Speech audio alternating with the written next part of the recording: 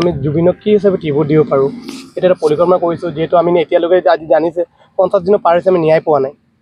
আমি চবেই গোটেই অসমবাসী তাৰ কাৰণে আমি দুখিত যে আজি 50 দিনৰ পাছতো আমি যাতে আমি এটা মহান প্ৰথম কথা হ'ল যে আমি এটা মহান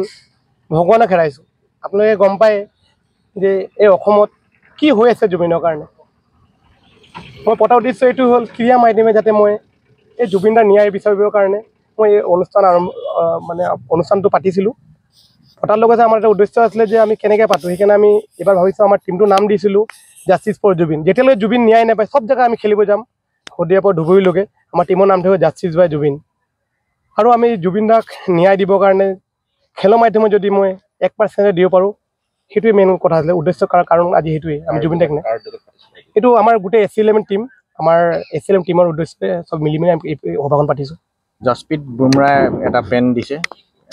সাইন কৰি তেখেতে আৰু মই গ্ৰহণ কৰিছোঁ ভৱিষ্যত পৰিকল্পনা কি আছে আমি খেলিবলৈ খেল যাতে জুবিন গাৰ্গে হেৰি পায় জাষ্টিছ পায় তাৰ বাবে আমি খেলিবলৈ ওলাইছোঁ মানে